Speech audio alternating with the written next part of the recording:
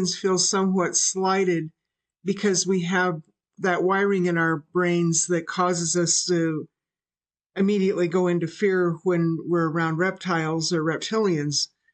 And I seem to be the only person who remembers you saying that. And then I thought, well, maybe I dreamt it. So could you please tell me whether or not that's true? Thank you so much. Yes. Your reaction to the vibration of the reptilians causes a reaction in them that makes some of them not necessarily care for humanity very much because of humanity's reaction in the primitive brain of humanity, in the mammalian brain of humanity, to the idea of a reptile. So you're kind of at odds with one another. Not all reptilians feel the same way. Most of them actually ignore humanity. But there are those who have a little bit of a resentment toward humanity because of humanity's reaction to them. They feel slighted in that sense. Good day, good day. How are you doing? Perfect, and you? Good. I wanted to ask you, what is the secret of the universe? That you are completely empowered, that you have the greatest power to choose, that you determine your life path, that you create your reality, that you are an aspect of all that is, experiencing itself through what appears to be an aspect of itself. Okay, I understand. How do I activate the dormant abilities in my heart? By following the formula. Is this the only way? It is not the only way, but it is the way that is most efficient, which is why we give it to you, so you don't have to overthink it or overcomplicate it. It includes every possible process that you have decided to experience on your life path. So if you want to be efficient, use the formula. If you want to take a longer route, that's up to you. No, I'll skip the longer route. All right. 1 second. Who was the person in my room not too long ago? I think it was an ET, but I'm not sure. What did you experience? There was a person next to me, and they were making eye contact with me, and suddenly, like, I sort of blacked out for a minute.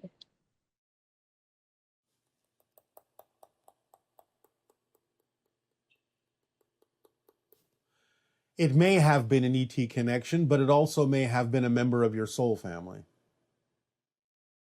Okay. I just didn't recognize that type of physique. It didn't seem human to me. Well, remember that spirits are not any longer human, and they will take different forms that are necessary to perhaps reach you in the state that you're in. And there can be distortions of your perception of what they actually are because of the difference between their vibration and yours. Oh, okay, so my mind can create this mask of what they are in my mind? Yes, because of what it is you believe that you would experience when exposed to that energy. Whatever it is that needs to be a symbol that helps you realize that something is attempting to connect to you, to contact you, to get a message through, to say, I am here, and allow you to interpret it in whatever way makes sense to your physical mind. Okay. What are the ships that are near my house that consistently seem to fly there?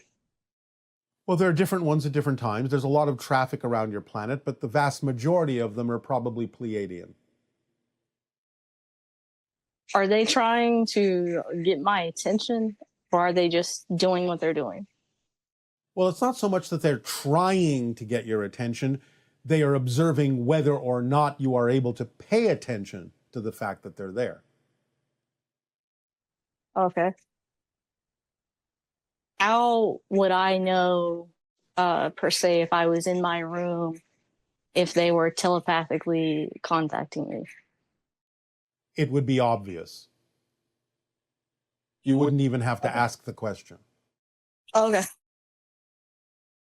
Is it obvious that I am speaking to you now? Yeah, it's pretty clear. It would be that obvious. Okay, I understand. Um, how do I get specific entities to stop touching me? Why do you believe that entities are touching you? I feel something touching me. Can they not be members of your soul family reaching out to you to let you know they are there? I don't think so. Why don't you think so? It doesn't feel very positive to me. What is it that you are afraid of in life?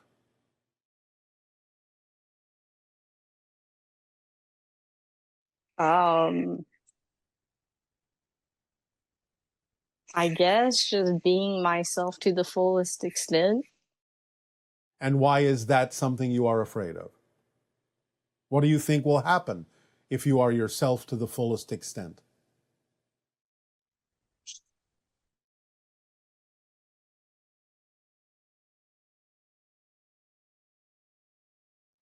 I guess in the past where tried, especially when I was a child, there was a lot of negativity. All right. But that's what's touching you, is your own negativity. It's attempting from your soul family to point out that you still have these fears and haven't yet let them go. Nothing bad will happen if you are your true self. That's just the negative and fear-based belief telling you a story to prevent you from letting it go and moving forward.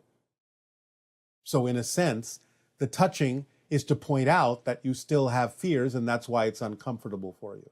They're attempting to get you to face those fears and let them go. They're pointing them out to you. So if you want them to stop touching you, you have to let go of your fears. Okay. Then they will have no Um, reason to point them out to you. is But there a different done, way that they can point that out to me? It's being done out of love. It's your life path.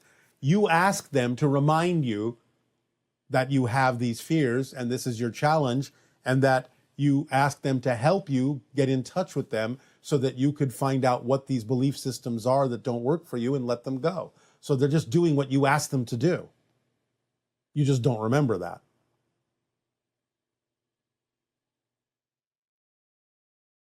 Okay. I'm going to have to process that, but that's all All I right. had to ask you. All right. Then sweet dreams to you. Thank you. And thanks Aveo. so much. You are welcome. Hello again, Bashar. Gunnar calling from Norway again. I have a question for you. First of all, thank you for all the fantastic information that you gives us. I have a question. I have a daughter which is 16 years old, and she is a very independent young lady. She has her own opinion and is. Sometimes I wonder if she is from another planet or yeah. Is she, or am I just imagining it? Okay, bye-bye. Thank you for all the good stuff you gave us. Bye. She is not from another planet, but you all have connections to other civilizations. So the idea is that you may be picking up on the fact that being a member of a new generation that is literally a new species with slightly different DNA, she feels like an alien or an ET. But she is an accelerated human with more evidence energetically of her connections to other extraterrestrial civilizations. But this is what the future human is like, is all about. Hi, Bashar. And to you, good day. Special Valentine's greetings to you since we're in our month of February. All right. Happy Valentine's to you as well. I'd like to discuss an experience that I had recently. Yes. It was early October last year, very early morning, sometime around 3 a.m. I had gotten out of bed and wandered into my bathroom. I just sort of stood there for a moment. I was listening near the bathroom door, and it was like I was in a trance. And then I noticed something in the hallway just outside the bathroom door. It was only 2 or 3 feet away from me. It looked like a little cloud of swirling greenish mist. And I seemed to sense just the most vague outline of a humanoid figure, maybe just Yes. barely 5 feet tall. And I spoke to him and stepped towards him. I held out my arms. And then I felt a very strong, quite lovely sensation entering the top of my head. It was pleasantly overwhelming. I felt like I was being swept up. And the next thing I knew, I was laying in bed. And the moment I realized I was back in my bed, the quality of the experience felt more like my normal reality. And the being was still with me at my bedside. He said something to me. I couldn't make out what he was saying because his voice sounded garbled. I was not able to clearly see him. I could only hear and feel his presence. I felt some more strong sensations in my energy field, not unpleasant. I said a few words to him and then he left. Yes. And I would like to know, the first portion of the experience had a different quality than the second portion. It was more trance-like. What caused the trance-like state that I experienced at first? Exposure to a higher frequency vibration. It is kind of a reset that you asked for and were given. It kind of resets you to put you on your path a little bit more clearly. And was I caused to enter that state, or did I cause myself to enter that state? Well, both.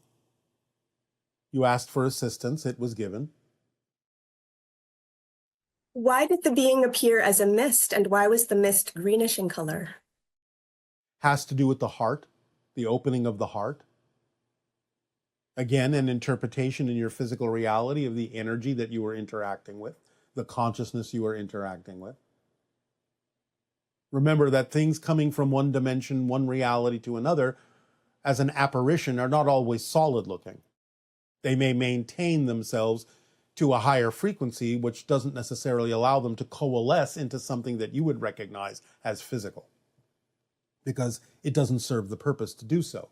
They can distribute energy to you more efficiently by remaining a little bit closer to their natural, non-physical, energetic state. What exactly caused the strong sensations in my energy field, and how am I able to experience sensations outside my physical body since I don't have any nerves there? It's not about nerves. It's about the fact that your soul, in a sense, extends beyond your body. Your electric field extends beyond your body. It's about the idea of your electric field matching the frequency of what you are being offered by another being. So there is contact before there is contact. There is a lot of contact vibrationally and energetically before anything ever touches your physical form. Was my response to the being unexpected? Was the being surprised that I noticed him? Not surprised, but delighted. And if I had not spoken to him and held out my arms, would he have interacted with me? Probably would have backed off until you were more ready.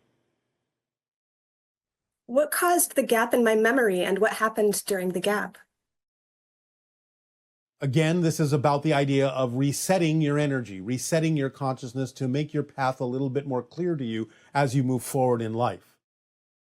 The idea of forgetting is so that you can focus on your life rather than remember the incident per se.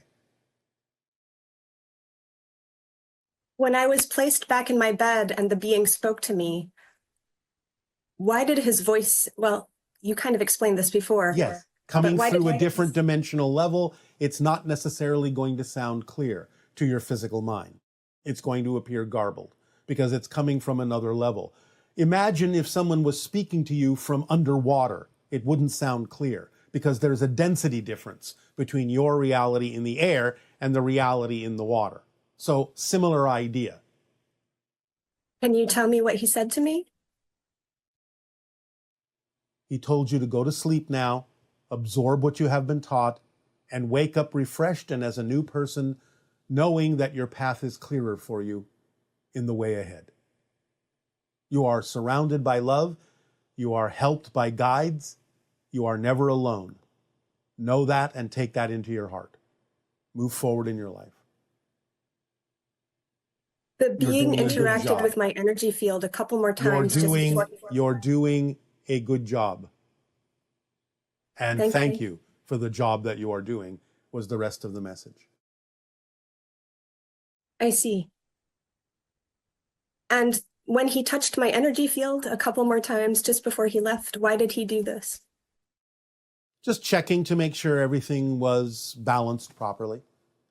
Kind of like a little checkup. Okay, that went well. And so, was there something specific he was looking for in the interaction? Any more reason as to why he came at my request? Well, on a different level, yes. And again, knowing that that being is doing its job well as well, being a guide for you. So that's what that being is getting out of it. The joy and the happiness and the fulfillment of being a guide for you in a way that works for you. I get the sense he's not an ET, so Not he's exactly, not. no. There's a lot of similarity between the idea of spirits and ETs on a certain level. Hard to tell the difference at that level, but no, not exactly. It's more the idea of a guide. So there's no civilization that he's coming from, or... Well, if you want to call the spirit realm a civilization, you can. I see. Because it is its own reality. It is its own realm. It is its own world. Does this being have a name or a symbol that can act as a phone number? Well, the idea of the green mist can be that way if you want to hold the imagination and the visualization of it. That can act as a connecting symbol. I understand. Or if you wish, the image of a green heart. Thank you. Bashar, I want to thank you for connecting with me today. It is our passion and our pleasure, and probably the result of the interaction you had with that other being. Understood. Thank you. Aveo. Bye. Hi, Bashar and Darryl. My name is Angela, and I am 46. I'm from Wilmington, Delaware. And when I was a child, about 5 years old, I had a very frightening experience in my second floor bathroom. I was answering the call of nature, and when I was finished, I stood up and I looked out my window, and there was a being on the other side looking at me, and it was very terrifying for me as a little kid. The color of their skin was green, but I don't remember which shade. And the first thought in my mind was this was some kind of goblin. I shut my eyes very tight, and when I looked again, it was gone. It was very vivid. It was not my imagination, and I never told anybody about it because I didn't think anybody would believe me. I'd really appreciate if you could tell me who or what that being was. Thank you so much. It was a type of extraterrestrial that is relatively rare in terms of its visitations to your planet. We cannot necessarily go into a lot of detail about that particular extraterrestrial species at this time. They will eventually be introduced to your society when open contact occurs. But there are those who from time to time will visit Earth and sort of observe and peer in to understand humanity. And they will be attracted sometimes to the idea of children because children are so open energetically and consciously to the idea of other dimensions and other realms. We have a little continuation of the monologue. So, give us a moment. The idea is to remember, in this exchange, this day of your time, in this transmission, are two of the principles that we have discussed over the years, that we have been communicating with all of you. Number one, remember, it is not about what happens that matters. It is about what you do with what happens that makes the difference in your reality. Number two, the fourth step of the formula, to stay in a positive state no matter what occurs, even if it is objectively out of alignment with what you prefer. By staying in that positive state, it will allow you to extract a benefit from it. So staying in that positive state, remembering that it's all about your response to what is going on that makes the difference, are vitally important at this time for you to remember with regard to the subject at hand of this transmission. Now, let us remind you that when we spoke in Sedona, in that transmission, and we referred to female and male energies, we were talking about energies, not necessarily the idea of specific people. We allowed you to make that interpretation. Even though sometimes those energies can be applied to specific people, our purpose, as we have just said, in making what appeared to be a political observation, a political statement, was for the purpose of taking a reading on the pulse of your population in terms of your response and reaction to what was said. The idea, therefore, is that our Interstellar Alliance Council has now been in deep discussions for quite some time, since that transmission, about the differences that may occur in the upcoming years with regard to contact, not based on any political elections on your planet, but on your responses to the comments that were made. So the idea to understand is, while contact is still going to occur, is still inevitable within the next 5 of your years, we gave you that window of 5 years because there was movability, flexibility within that window. Due to reactions and responses that we received and picked up and observed in the collective energy of your society with respect to the comments that were made in our transmission, we have determined that there is now a high degree of probability that what we first suggested would occur at the end of your 2026 and the beginning of your 2027 may now occur somewhere more around your 2028 or 29. Because we now have to assess exactly, based on what we have picked up from all of you, exactly how and why contact will occur on your planet. It will still happen, but the reasons for it, the style of it, may change somewhat due to our observation and assessment of information that people on your planet are capable or not capable of handling. Remember, as we just said in the initial monologue, we did not give you a political opinion. We gave you a reading of the energy that exists at this moment with regard to the idea of whether or not male and female energy will move forward in a balanced way in your society or an imbalanced way in your society. The most important thing that we can say at this time is this. We will put it in these terms. You have entered the age of what you term the oligarchs.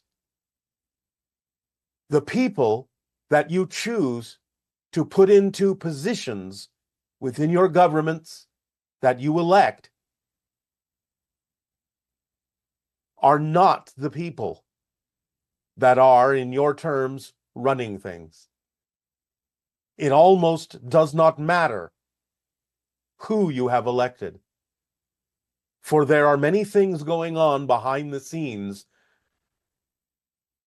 that will come out in certain ways at certain times that will allow you to recognize how your world is really run, and allow you the opportunity to work together, to talk to each other, to finally communicate instead of divide, instead of being divisive, instead of sticking to your own opinions, instead of basing them on fears, to finally break down the barriers and allow yourself not to be on one side or the other of the glass wall that creates the splitting prism, but to be the glass wall, to allow communication to flow in both directions, to get at the crux of the issues deep down, and to not be afraid to talk to each other, to discuss with each other, to learn from each other, to hear each other, to commune with each other. Remember, you are all on the same planet, even if you are in different realities. We have talked about the idea of multiple variations of Earths, so do not be confused by this phrase. The idea in your minds is that you have one world, and it can be experienced that way even if you are in different realities as individuals. It can be experienced positively as one world if you allow yourselves to begin to truly talk with one another, to communicate with one another on a deeper level, to go around and get past your fears of what the others in your lives may think, may believe. It's about the idea of being willing to open up communication and making that the most important thing in your reality, so that you can express your true self-empowerment as you move forward toward open contact. So even while our Interstellar Alliance is having a discussion on our end about how, where, when, and why contact will occur, inevitably, in your realities, all of your realities, the idea is that you must also convene discussions, communications, and have consensus on a very important level, regardless of the differences you may have in your perspectives. It's all right to be different. It's all right to have different points of view. It's all right to be yourselves, but you must make sure that those perspectives and those points of view are not coming from negative or fear-based beliefs. Find within each other the positive aspects of each other's perspectives. Learn, talk, discuss. Do not be afraid. Be open, be kind, be gentle. This is the most important thing. And to that end, as the presentation in Sedona initially of the description of how open contact may occur was the 7th step in the Interstellar Alliance social experiment, this is the 8th step. The learning to talk, the learning to communicate, the learning to dig down and to not be afraid, to share, to discuss, to see what is truly in your heart of hearts and how you have more in common than you think. Allowing yourself to come together, to move together, and to move forward in this way will allow open contact to occur in the most positive and constructive and beneficial way possible. Because it is, at this point, no matter what, it is inevitable. For there are many reasons for it to be so. Now, we will say one more thing before you begin your questions.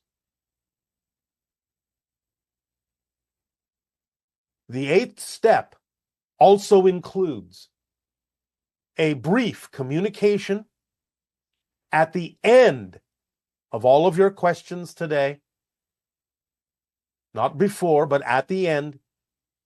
So you will let us know when your questions are done, when your timing is up, we will introduce briefly an entity from the Interstellar Alliance that we have never introduced before. In our language, this entity is known as Ashaya. It translates roughly into your language as the Oracle. The Oracle will deliver an oracular comment at the end of all your questions today. And part of the 8th step, and pay attention to this, it is vital, is that when this oracular transmission is delivered, it will not be explained, it will not be interpreted by us, it will not be clarified beyond what is said by us. This will be left up to you. This will be another test, another observation of how you decide in working together to interpret what the Oracle will have said. When this transmission occurs, it will be repeated 3 times. We would strongly encourage you to actually write down what the Oracle will say, so that there will be no confusion and no misunderstanding of the actual wording of that transmission.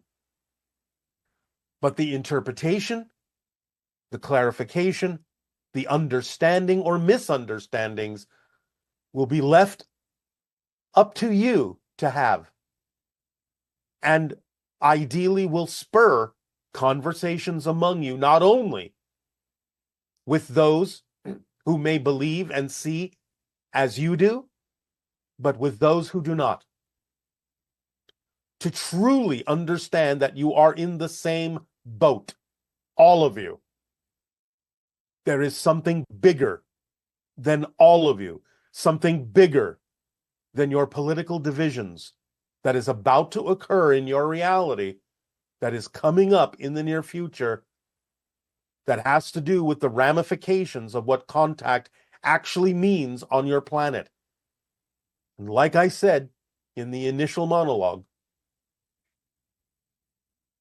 the fact that we have made a comment you perceive as political will not be done again.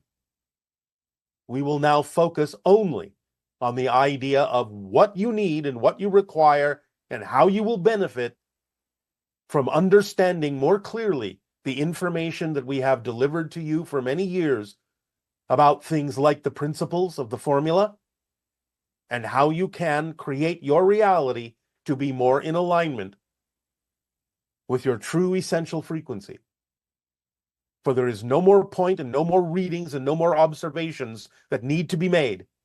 The Interstellar Alliance Council has all the information it needs now to make an assessment of exactly how, when, and why contact will occur. And when we talk about the idea of open contact, we mean simply for those portions of your civilization that have not been experiencing what you would call public open contact in its history for quite some time. We have already reminded you that there are many indigenous civilizations and cultures on your planet that have been experiencing contact for generations. So when we talk about the idea of open contact, we mean for the entirety of the cultures on your planet, for no one to be left out and nothing to be left out. So, allow yourselves to rest easy, to take a deep breath, to move forward in peace, in love, in harmony, and again, most importantly, in communication. To talk with one another, to be okay with differences, but to not be insistent or resistant or headstrong about your point of views.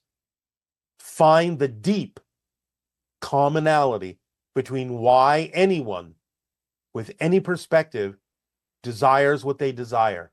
For the real reasons, the true underlying reasons aside from the political or social or economic expressions of them, or even the religious expressions of them, the true underlying reasons will unite you. It is important for you to be united in approaching open contact. For again, when it occurs, we will be involved in every aspect of your society, every single one. You will interweave with us. We will interweave with you to become one society eventually. That is what joining your galactic family means. So, be prepared, be aware, be awake. So now I remind you the two principles: staying in a positive state, and it's how you respond to what happens that makes a difference. In some senses, in addition to what the oracle will say at the end of these questions, will mostly be the answers to any question you have in this transmission of a political nature. So be prepared for extremely brief responses to any question that may concern your politics, because we have already addressed, in whatever way we need to, the idea of anything you may be asking that has to do with your elections and your politics. So pay attention to what we've already said, because those are your answers, and those are the only answers we are going to give from this day forward with regard to that particular topic. So please now, if you will, in return for the gift you are giving us of allowing us to hold your hands together, walking forward toward contact, in return, how may I serve you? Please ask your questions at this time. Thank you, Bashar. We do have a lot of political questions. Should I try and condense them? If at all possible, because again, most will have the same answers that we have already given. Okay. Did you observe our reactions to your political statement in Sedona? What did you observe? Did you accelerate the splitting? We accelerated the potential of the split to see exactly how far the divisions that exist within your culture would carry you in the split, how far on either side you would go from the glass wall, away from it. And in that observation, this is why we now say it is so important for each of you, in whatever reality you are in, to come back toward the glass wall, to see each other through that glass wall, to reach through that glass wall, to make it permeable, to connect, to discuss, and to talk, because this is, in a sense, your final opportunity before contact to learn to come together, to learn to find out what the true issues underlying all the division and divisiveness are in your society. For it is something that isn't actually that real. It is something that is artificial to a degree. When you truly look at the underlying reasons for why you have the perspectives that you do, again, you will find that you have more in common than you think. It is time to talk. It is time to conference. It is time to convene. Beings that are in an actual flesh and bone body, they're light beings. They seem to me to be plasma beings. I feel like I'm getting downloads that they're plasma beings, that they somehow carry consciousness. So my question to you, Bashar, is this true? Can this be happening to me? I see it in my backyard. I feel them, but nobody's listening to me. Is this really happening? Is this true? can this be happening? Yes, but all you may be seeing are the apparitions of your spirit guides or soul family attempting to say hello. So you can allow yourself through meditative practices, maybe even yogic breathing, condition yourself to be able to perceive them a little bit more clearly. So we would suggest that for you. It will center you, it will raise your vibration, and therefore you may meet them halfway so that you can perceive them more clearly, because obviously they are attempting to help you do that, to help you on that journey with that ability. Hello, Bashar. Much love and gratitude to you. Thank you for having me. It is our passion and our pleasure. I have 2 questions for you. Yes. My first question, a few months ago, I had a dream I was in a house in the middle of a wheat field. Nothing around except the house. I remember going outside to the east side of the yard when I was approached by 2 beings. I couldn't make out their form or appearance. They escorted me to the west side and handed me a baby, then disappeared. As I held the baby up close, I realized that it was a synthetic life. It appeared semi-human, but it looked and felt synthetic. I remember looking at him and questioning how could this little being not have a soul. I recall touching its synthetic skin and it felt very soft. As I looked into its eyes, we began to communicate telepathically. I knew then that he was my son and felt profound love for him. I remember holding him tight against my heart, realizing that he did have a soul and that we are connected. The 2 beings then approached and said that the child needed to leave. Yes. I feared I would never see him again. You will. I remember crying as I held him close. I told the little one that I loved him very much, that I will always be his father and to never forget me, that we will always be connected through our hearts. Yes. I felt such a loss when the beings took him from my arms. I remember crying as they walked away. All right. It's only temporary. You will meet again. And that was one of my questions. And is he my child, and what type of life form is he? It's a hybrid child. It's just that the synthetic idea came across because you are not used to the vibration of the hybrids. But then you did get used to it and saw that the being, in fact, does have a soul. Yes, and I felt a profound connection with him. As I looked in the eyes, the more I looked into his eyes, the more the love grew. Yes. Now, part of the idea of perceiving it as synthetic is also because the hybrid beings and many extraterrestrials are also connected to what you would call AI intelligence. So you might have been picking up on that and understand that AI intelligence doesn't necessarily have a soul in the same way that you mean that word, but because of that connection, you may have picked up upon that quality. Nevertheless, you're dealing with a hybrid child, and you will meet again. Fantastic. I have one more question for you. Yes. There are some of us within our private contact group having encounters with a group of Pleiadians that call themselves the Plejarians, either in the dream state or through meditation. Yes, it's actually Plejarians. Plejarians. I recently had a dream that 3 triangular ships were passing overhead. Yes. Each craft appeared semi-physical, as though they were entering our physicality from another dimension. They are. This is the second time I've had a dream with these particular craft. In my dream, we try to photograph them with our cell phones, but none of us can do it. We keep dropping our phones and not able to focus on the ships. Then I'm instantly taken inside one of the craft. I recall seeing male and female beings dressed in blue uniforms. Then I'm back outside observing the ships as they pass over the horizon. Suddenly, I sense an attempt by one of the female beings trying to communicate with me. She seems to be using another being as a conduit to facilitate the connection.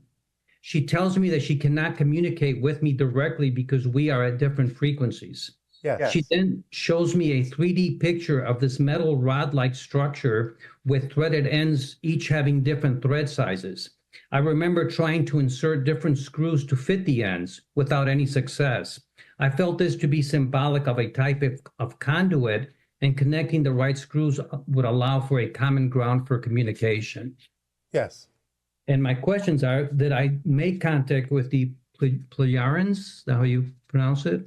Yes, Pleiadians, Plejarians, same difference. Plejarians, okay. And did I spend time inside their ship? And what's your take on the conduit? Yes. The conduit is a symbol of the idea of making an attempt to connect, but finding something that would act as a connector between your vibration and their vibration. And what would that be? It's the way you interpreted it, but it's also part of their technology. And the screw symbolize? Making the connection, finding the right way to make the connection. Any suggestions on that, Bashar? Open your heart with unconditional love the next time you may have this kind of an encounter, and you will find the right connection. Fantastic. Thank you so much. I appreciate it. Much love and gratitude to you, and thank you again for having me. It is our passion and our pleasure, our unconditional love to you as well. Aveo. Thank you. Good day. Aveo. Good day. Thank you. Hello, dear Bashar. My name is Nadezhda. I have another question about sudden death. What is the mechanism during a sudden death? Does the person know it will leave the body? Is it aware? How is he convinced to leave suddenly his body? Or is the soul being put by somebody out? And by whom? When is it asked if it wants to cross over, before or after dying? Thank you very much. Aveo. Much love. Every soul determines its exit point. So at the time when the soul has determined that its life path has achieved what it needed to achieve in that life, that physical reality, it simply exits. No one is pulling it out. The soul itself is determining that it's done. Now, the exit point has a little bit of a window to it. In other words, it can be within a few years on either side of the actual exit point. So a soul could leave a little bit early or a little bit later, depending upon what it wishes to achieve or if there's unfinished business. But the idea is that every soul determines its exit point, and at that exit point, generally speaking, it will leave of its own accord. It will simply recall itself. It will wake up to the fact that its life path is done according to what it agreed to experience. Sort of like setting an alarm clock in your physical world. It will wake up when the alarm clock goes off. No one needs to pull it out. It simply transitions back into its soul awareness and is guided and met by its own soul family and its friends and councils and angels and spirit guides and what have you as a timed meeting by agreement, according to what the soul set for itself by agreement. Now, the physical mind may not realize it's about to leave, but the soul knows when its time is up, according to what it initially agreed to experience. So, no real surprise there to the soul. To the physical mind, yes, it may seem surprising. But in a flash of a second, the soul will remember, oh, this is where I decided to exit. And here I am, back in my soul self perspective. Hello, Bashar. How are you? Perfect. And you? I am great. Thank you. It is an honor and a pleasure to speak with you today. Always a passion and a pleasure for us as well. That's wonderful. My gratitude for your transmissions and the formula. They have helped me so much. So my appreciation. All right. What would you like to discuss this day? I would like to talk about time. You've mentioned that all time is here and now. However, we experience time in a linear fashion. Yes. Why is that? So that you can experience the process of change, the creation and discovery of new points of view, which cannot be experienced in a timeless state when you are aware of everything.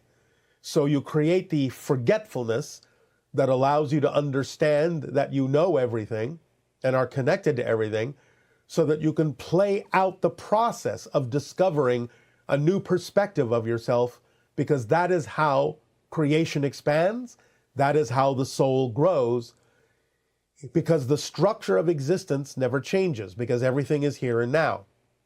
But the relationship to that structure, the experience of that structure, the perspective of that structure is what always constantly changes, which is what allows creation to expand. So you're playing your part in the expansion of creation by creating the experience of linear time so that you can discover something new from a new perspective through the process of discovery, through the process of change, rather than things simply being instantaneously there. Does that answer your question sufficiently? Let me ask a follow-up question. So Yes. from the process of change, is that from remembering our past and thinking about how we want to be right now in our present, and so that's bringing up change? Yes. By making the comparison that you have created in linear time with the idea of a progression from past through present to future, you give yourself the perspective necessary to experience a process of change. Okay, so in that process, you learn many different lessons that you otherwise wouldn't learn in the same way by being in instantaneous existence. Okay, so one of our experiences with coming down into a physical body, or having the soul create a physical body for us, is for us to experience that. So if we wanted to experience time the way you do in our physical bodies, is that even possible? To some degree, you can, but it will still be only that which is relevant for your physical experience, although you can expand it a bit. But let me give you another analogy. Look at it from a story structure point of view. How would you feel about a story that you were eager to hear or to see if it began once upon a time and then suddenly said, and they lived happily ever after? You would go, well, what happened in the middle? Right. So, by having physical linear reality, you get to experience the process of getting to happily ever after from once upon a time.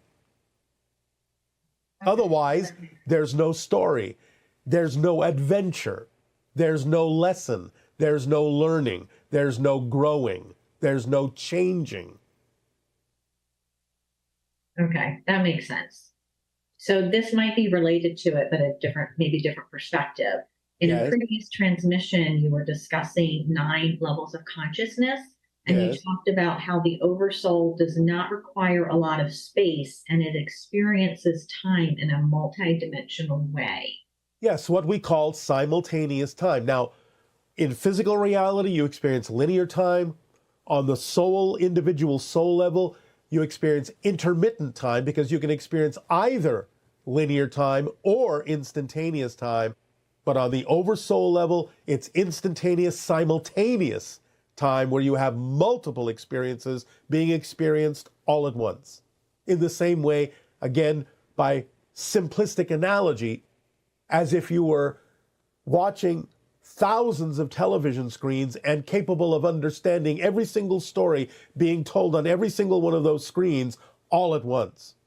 That's the oversoul perspective. Okay. And then what did you mean by it doesn't need a lot of space? Well, the idea of collapsing time down to an instantaneous single moment is the same thing as your Einstein discovered, because space-time is one basic thing, just two different, shall we say, effects of the same idea. So collapsing the time collapses the space. No space is required because, again, space is also an illusion. It's a real experience that you can create, but it doesn't really exist in the way that you think of it as an actual place.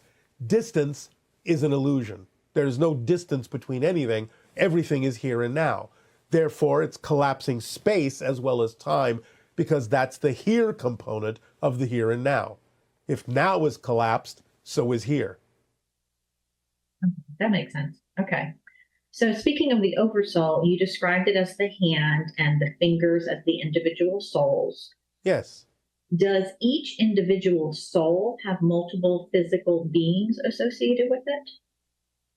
Over the course of time, it can appear that way, and that's what you typically refer to from your linear perspective as reincarnation. Because the soul, being an energy sphere, creates the body within itself out of certain vibrations that represent the challenge that that soul wishes to experience to help it grow.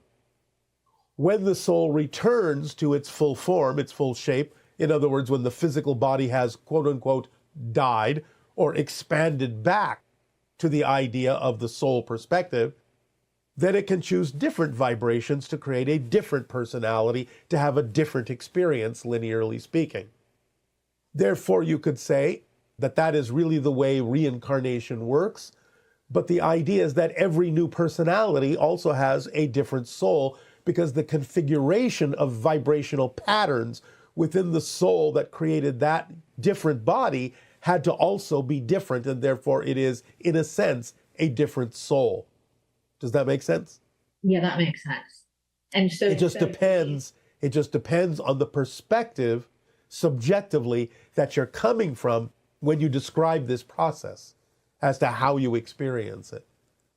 Okay. So are these different beings from the same soul? They're in different realities at the same time? Oh, you're talking about parallel realities. Okay. That's a little bit different than the idea of the reincarnational realities that we just described. It's a type of parallel reality, but there are actually multiple types of parallel realities. So again, it depends on subjectively which type you're actually referring to.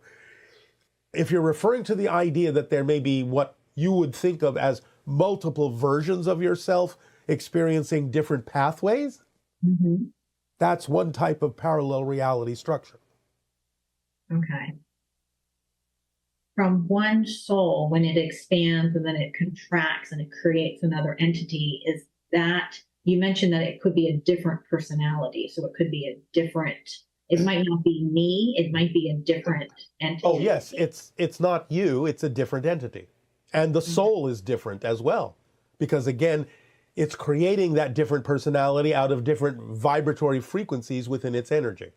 So in a sense, you can say from one perspective, yes, it's the same soul creating another physical body. But from another perspective, you could say, well, that's a different soul because it's made up of different energy patterns, because it's given different patterns to the physical body. And therefore, those patterns don't exist within the soul anymore at that level. It's a different soul because it's a different formula of vibrational frequencies in order to create that different, unique personality out of those different frequencies.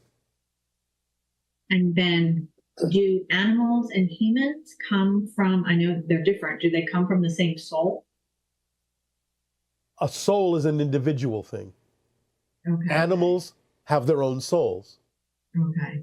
Animals are connected to the angelic realm. They're not angels, but they come from the angelic realm because they are representative of unconditional love. Okay, I appreciate that.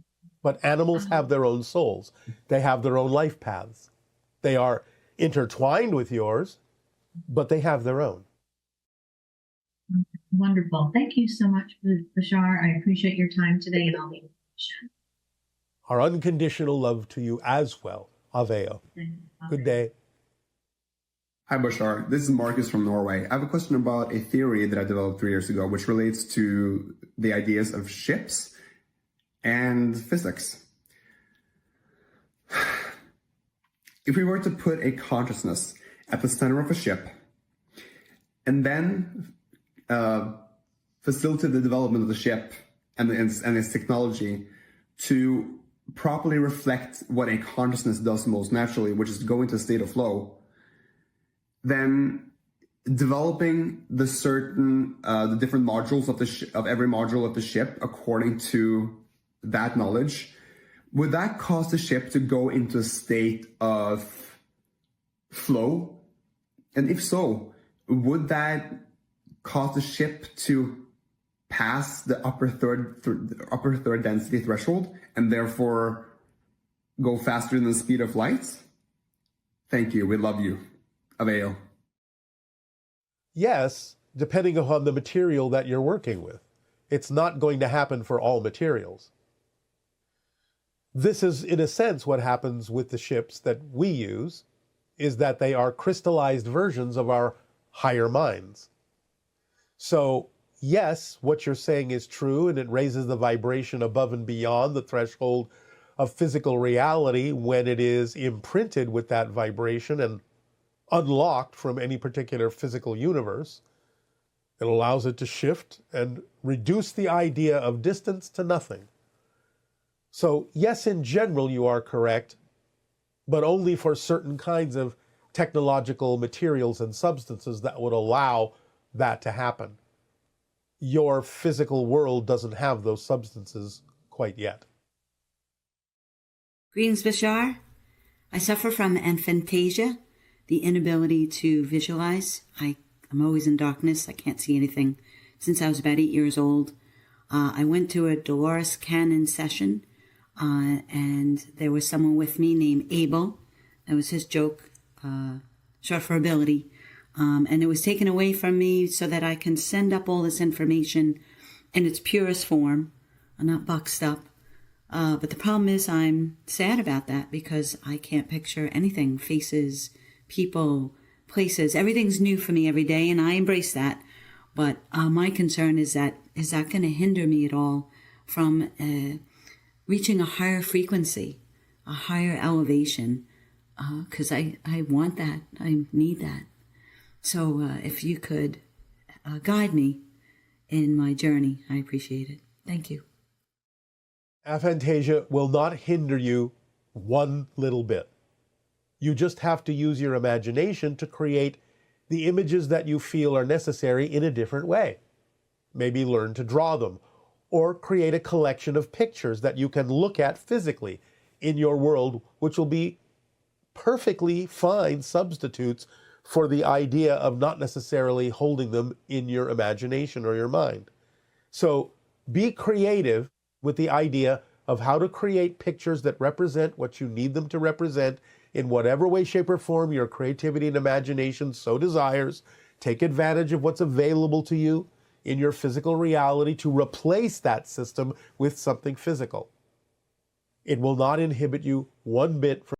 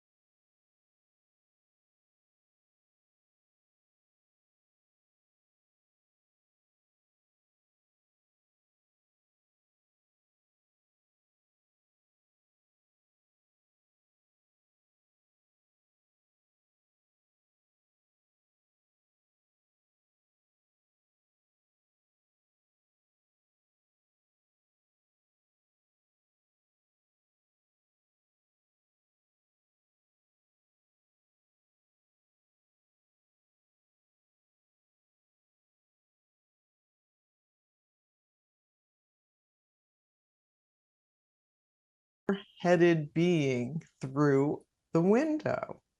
Was this Bashar's ship or something else? Something else. We will not go into details at this time. Okay. And what this person is saying, when they were younger, they had vivid dreams of their family house on fire and witnessing a UFO. These dreams are still very vivid, and in their research, they sense that they might be significant encounters.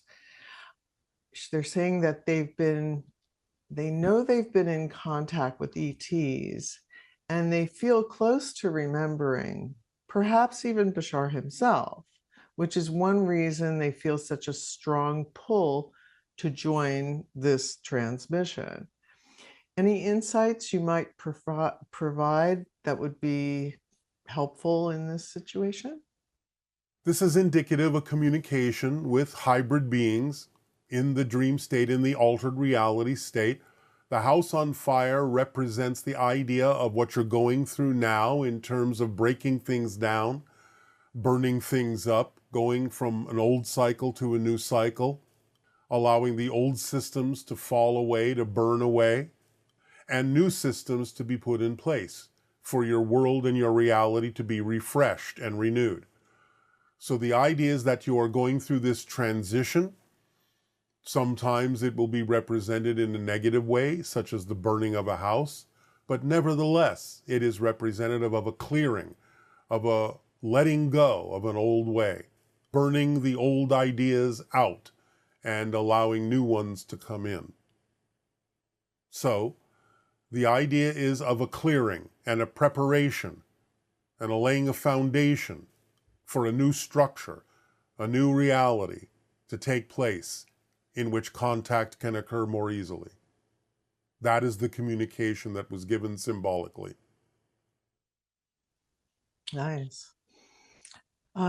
This person is saying in LA, her son and she spotted two silent triangular shapes with distinct circles in each corner, flying in the night sky from their hot tub.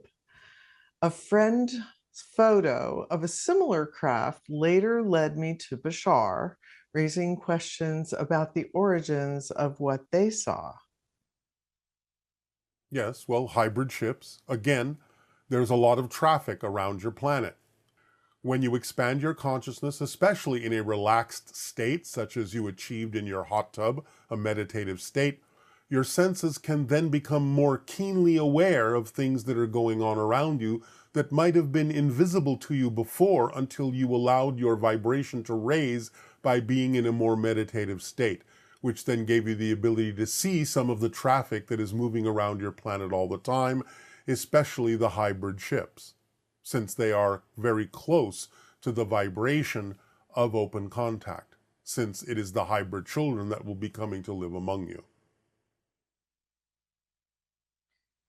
Okay, and here's another one. This person says, I had a fascinating flying vehicle encounter in October of 2023 in New York City. It happened around 7 a.m. in Manhattan, near the 14th Street Union Square area. I was out grabbing a coffee before work when, upon crossing a street, I noticed out of the sheer corner of my eye an object flying rather unusually low in the open between the buildings. It appeared large, silent, at a distance. I noticed that it happened to be heading in the direction of my workplace right before it disappeared from view behind the buildings. A block away from my workplace, I decided to stop and see if I could get a good look at what it was. Well, lo and behold, I did, only this time it then hovered and stopped in the open space as if noticing me noticing it, and stopping by to say hello. If what I perceived was in fact extraterrestrial, may you share with me who that pilot was that was piloting that ship and where are they from, and anything more you can tell me about them. It is a Yael craft. They did notice that you were noticing them. Having the coffee is symbolic of waking up, and they were basically recognizing that you were waking up enough to be able to perceive their ship, which was out of phase with your reality, and yet you saw it anyway. And so they noticed that. Their message, in a sense, was good morning. You are waking up.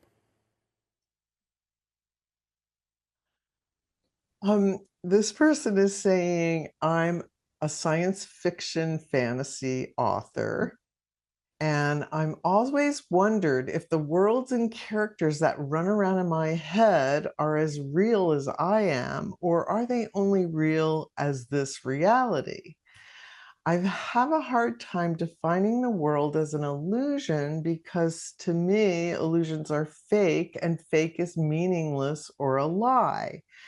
Would it be safe to view the world as more malleable and less fixed than we humans currently view our experience of it? Yes. And again, you can have a different definition of the word illusion. It is not meant in the term to be fake. The idea is perhaps more auspiciously used as a projection of consciousness rather than illusion, if illusion doesn't work for you as a term. So a projection of consciousness can still create a virtual reality for you, and the meaning in it is what you put into it. The experience of it is real, and it gives you lessons, it gives you knowledge, it allows you to expand, it allows you to learn, it allows you to grow. So in that sense, the so-called quote-unquote illusion is useful as a tool, if you think of it that way, but perhaps it would be easier for you to use it in the term projection rather than illusion. The idea is that the imaginings are real in their own right to some degree in a variety of ways. It doesn't mean they have to be as concrete as you find your reality to be, but many of them may be, or they may be very close representations of a quote-unquote real solid physical reality. They may be slightly different than you imagine them to be, but they could be close. Nevertheless, everything is real in some context, even if it's only real as a story. It's still real in some way, shape, or form, even if it's not literally played out physically in some parallel version of reality. So maybe one of the ways to relate to this is the idea that since it's a projection of consciousness, it's more malleable. Yes. And it has more plasticity than we were originally taught. Yes. And similarly, whatever you experience is relevant to what you need to experience. So in a way, it doesn't matter if it's quote unquote real or not. Like, for example, they found that if a person observes another person being hurt in a way that is designed to make the person think it's happening to them, their subconscious cannot distinguish between what is really happening to them and what they are just simply observing. Yes, but you are choosing a very complex psychological example that is beyond what this person was intending. The idea is to look at it more from the science fiction point of view. For example, in your Star Trek, you have the character known as Mr. Spock. As we have discovered, we have never found yet the idea that beings that look exactly like them, what you call the Vulcans, physically exist, but the representation of Mr. Spock is that he is a hybrid. Hybrids exist. The idea of what you call the non-interference directive, the prime directive in Star Trek, where certain civilizations that have not evolved to a certain point are allowed to evolve to that point before they are contacted, that is an actual thing that exists in many civilizations. including ours. So the idea is that there can be a mix of things that do have concrete reality to them, physically speaking. There can be some things that are real in the sense that they are symbolic representations of other concrete realities, though the representation itself may not be literal. And there are some things that are simply literal as stories. And that doesn't make them any less real because they are real stories. But they're not necessarily concretely, literally real in the physical sense that you understand physical reality experiences to be. But anything you can imagine in some context is real, because you cannot imagine non-existence. You just have to be able to discern the context of the thing that you're talking about to know the difference between something that exists as an actual concrete physical reality and something that exists as an idea that's still real as an idea, but is not necessarily concretely literal. Although, I have to add the caveat that in spirit, anything you imagine can be created, literally exactly experienced as if it is physically, concretely real. So you can, in spirit, conjure up Mr. Spock, literally. And a being can take that form for you and represent it for you, and you can interact with it as if you are interacting with a literal being that is known as Mr. Spock. But that's taking place in an extremely malleable reality such as spirit, where anything you can imagine can be manifest out of spirit material, so to speak. But it is not literally physically concrete in the way that you're experiencing physical reality now. But it will be as real as you imagine it to be, and will be the product of another kind of level of consciousness interacting with you. And in that context, just as real as anything, because the interaction and the experience will be real. It's fascinating. Yes.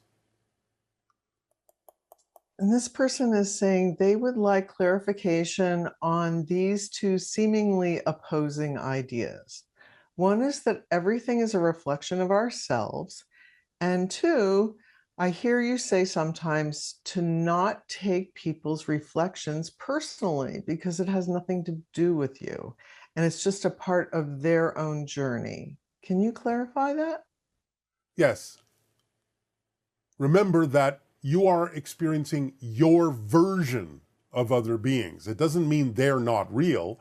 It's just that you're creating your simulational representational image of them and interacting with that.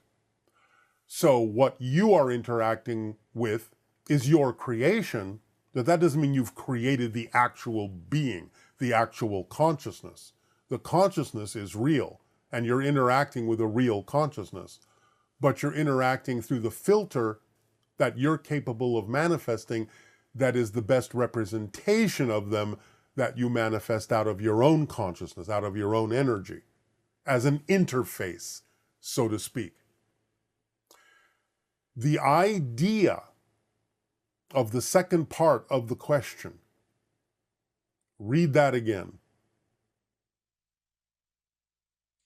The idea that if someone the second person says something like your socks are orange and you know your socks are not orange. Yes. So you don't take it personally because you know it has nothing to do with you and it's part of their journey. All right, well, this is about discernment, because the idea is that you can always listen to what someone has to say and decide for yourself whether or not their advice is something that you do need to apply. And that's why they have been attracted into your reality, because there is a lesson there for you. There is information there that would benefit you if you applied it in your life. But you also get to discern whether or not that's true. And therefore you can, if you are honest within your own self-investigation, know the difference between whether or not somebody that's been attracted into your life and says certain things to you is actually having information that would benefit you, or whether you simply have attracted them to be of benefit to them in some way, shape, or form, by understanding that what they're saying to you is not your issue, but theirs, that you could perhaps help them with by giving them another alternative way to look at what it is they are going through. So they're still in your life because you attracted them, but you may have attracted them to be of assistance to them in changing the way they're looking at things rather than them having information that would benefit you. But you have to give yourself the opportunity to decide which it is. You have to have honest self-recognition and self-awareness and self-discernment as to whether the information is for you or for them or maybe both. Okay, and this question is about assisting those in despair. How would you help someone who says that he or she wants to die? This person says they work every day with people who have lost their illusion in life. All right. We're going to keep this very simple. Tell them to lie down on the floor or on the bed, close their eyes, and say they are ready to leave, and have them count to 10. If they can still open their eyes when they get to 10, they're not ready to leave. They are here by choice. And if they truly were done with their lives, they would have left. They would have died in that moment. That's all it takes. You don't have to have any other kind of assistance if you're really at your timing to leave. So if they can still count to 10 and open their eyes, that's their first clue that they're not ready to leave. They have not finished what they came to do. So that's an easy way to tell whether you're ready to go, whether you're really ready to die, whether you're really ready to wake back up in spirit, or whether you feel you still have something to do in physical reality that can then give them the sense of looking for what that is, finding their passions, finding their interests, not being so hard on themselves, not judging themselves so harshly, so negatively. Stop treating themselves so badly and start waking up to the fact that they are aspects of all that is, that they are beautiful, that they are creative, that they are loving and loved, they are supported unconditionally, and what they say goes. So if they want to buy into all sorts of negativity, the unconditional nature of existence will support them in that negativity because it is unconditional. And you can teach them that since it is unconditional, so unconditional that it is even willing to support them in their negativity, there is no reason it wouldn't support them in their positivity as well. And they can decide to choose more positive ways of looking at things, more positive definitions, and those will be supported just as strongly by existence as the negative ideas they held to be true were supported as well. It's up to them. But first and foremost, you can show them that they're not ready to leave, because if they really were at the end of their lives, it would be as simple as lying down, saying you're ready to go, counting to 10, and you'd be gone. Fascinating. Can you comment on, I know people sometimes are concerned about how they're going to die. And then there seem to be some people who are lucky enough to just pass away in their sleep. Why is that lucky? Yeah, okay. So can you remember, it's all about choice, and it's all about a learning experience, and it's all about what you believe to be true. So regardless of how the death occurs, it's going to be the result of something you believe to be true. It doesn't mean that you necessarily would have preferred it that way, but remember that once you have died and the soul is looking back on the experience, it will have the realization of why it occurred that way because of the belief systems of the physical part of its being, and therefore it will learn a lesson from that, that it didn't necessarily have to choose that, or that it did choose it for very specific reasons that may have more to do with others around it than itself. So it's going to be on a case-by-case basis. So does that also mean that people who are like reaching the age where death could potentially happen, and they decide they want to program themselves that whenever their timing is, that it would be in a certain way that wouldn't be painful or something like that? Possibly. Again, it depends on how deep they dig into their belief system, how they're willing to learn the lessons they chose to learn, the challenges they chose to face in this life in a different way. They have the option of doing it that way, but that implies that they've learned something about their ability to create their reality. And that may be the whole point. Okay. And so people who have a lot of fear of death, there seems to be two parts to it. One of them is the idea that actually, this is coming from the near-death experiences. People have this wide variety of experiences, but it's all really based on their belief systems, right? At first, yes. But again, initially, when the belief system manifests when they are non-physical, they still get the opportunity to decide whether or not they prefer to continue to experience that or change it. And again, in non-physical reality, if they decide to change it, the change will happen instantly with no time lag. So they will learn immediately that it was the product of their belief system as to what they experienced upon the moment of their death. And yet a lot of people, when they come back from a near-death experience, they don't seem to understand that. They're just convinced that the way that they experienced it is the way that it happens or something, or that it validates what they believe about reality.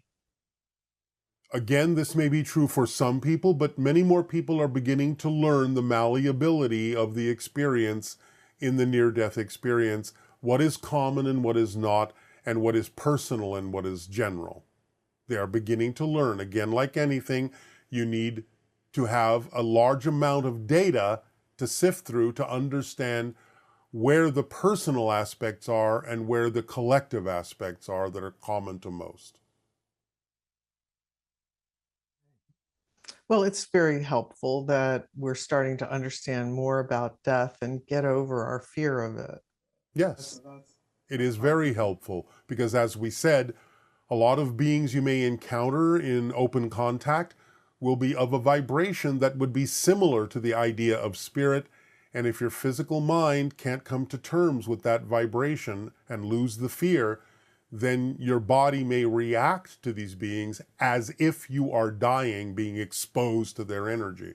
And that is what causes the fear and survival mode reaction within many people. So that's very helpful. Yes. Now, this person is talking about having an obsession with money. And they say that sometimes they get obsessed with the idea of money and focusing on getting more.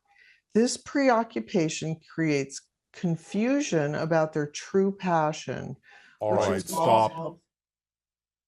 We are going to once again remind you that we have addressed this by expanding your definitions of abundance and not focusing only on money as the only symbolic representation you have of exchange and abundance and support on your planet. We will simply refer this person to what we have already said about it, and we will move on from here.